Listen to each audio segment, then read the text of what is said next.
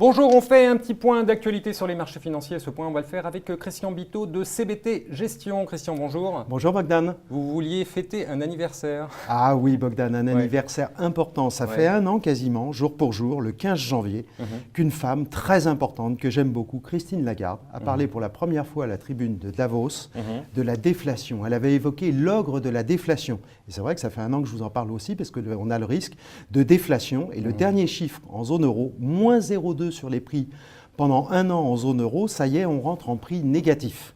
Alors, est-ce que ça va s'arrêter ou pas? J'aimerais vous proposer ça à la lecture de 3 facteurs tout à fait nouveaux depuis le mois de décembre. La baisse de l'euro, la baisse des cours du baril de pétrole et enfin, le plus important, ce que j'appelle l'effet ventouse des taux d'intérêt. Alors la baisse de l'euro, ça c'est génial. Un euro-dollar qui va aller vers les 1,10, c'est absolument parfait, c'est bon pour les exportations, ça tout le monde le sait. Mais imaginez un peu le pouvoir d'achat financier pour nous sur les marchés, par exemple des Chinois qui ont toujours leurs réserves en dollars, qui s'apprécient par rapport à l'euro et qui vont pouvoir se précipiter en investissement physique, réel ou financier sur les marchés de la zone euro. Point très positif.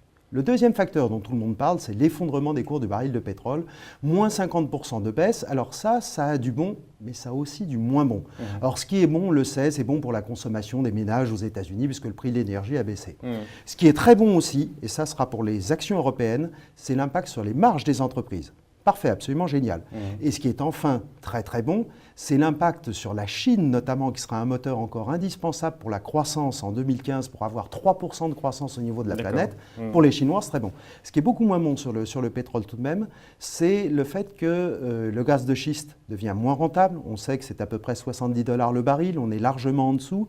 Donc les investissements qui avaient été un moteur dans les nouvelles énergies aux États-Unis pour la croissance américaine, ça va diminuer. Pourquoi ça baisse alors? Pourquoi ça baisse le dollar? Non, pourquoi ça baisse? Pourquoi les marchés baissent? On est à moins 4 sur les marchés américains. Là, pour le moment, on est en forte volatilité et on ne peut pas encore savoir. En fait, ça veut dire que tout ce que vous avez dit là, c'est exactement... Tout ça, on le sait. Non, alors, ce qu'on ne sait pas, et ce qui est le pire, c'est l'impact déflationniste, et ça, on ne le saura que d'ici quelques jours. Donc, c'est la déflation qui fait baisser les marchés. Mais c'est la déflation qui est catastrophique. La déflation, ça veut dire la baisse de richesse, la baisse de valeur.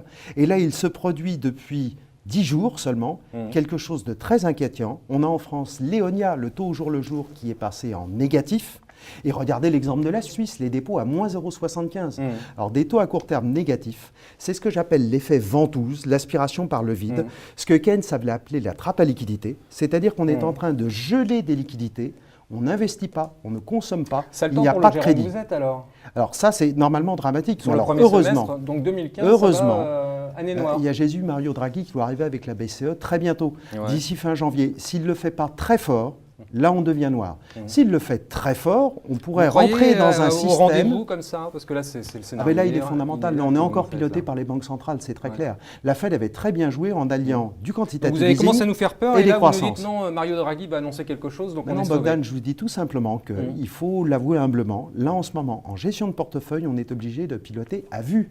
C'est-à-dire que les éléments cités... Ça fait un moment que vous pilotez à vue. Eh bien oui, mais il faut être réactif, il faut être flexible, il faut réussir à s'en sortir. Là, la situation n'est pas claire puisque tout est politique. Donc, la décision des banques centrales, la décision du programme Juncker pour les investissements en Europe, ça serait fondamental. Donc en fait, on baisse sur le premier semestre et ça ira mieux au second semestre? Non, pas forcément. Non, pas forcément. Je serai obligé de vous revoir tous les jours en janvier, tous les jours en février.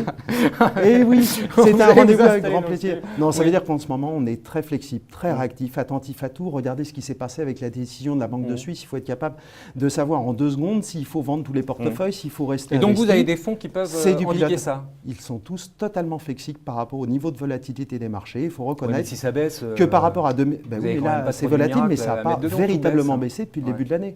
Il faut encore attendre. Ce n'est pas forcément foutu, je vous l'ai dit, le chiffre important, et là, il est bien confirmé par Christine Lagarde, la femme que j'aime, son anniversaire. 3% minimum de croissance au niveau de la planète en 2015. Pour le moment, les chiffres sont bien établis, donc ce n'est pas si catastrophique que ça. Ça va être simplement délicat à gérer politiquement, donc délicat en gestion de portefeuille. Alors juste pour terminer, pour que je comprenne bien, ça a baissé ou pas? Est-ce que vous avez fait les deux scénarios alors finalement En termes de valorisation, de toute façon, on est au plus bas, notamment sur les marchés euros. Très bien, ce sera le mot de la fin, Christian. Et bien sûr, on vous réinvitera pour suivre l'évolution des marchés financiers. Christian. Merci Bogdan.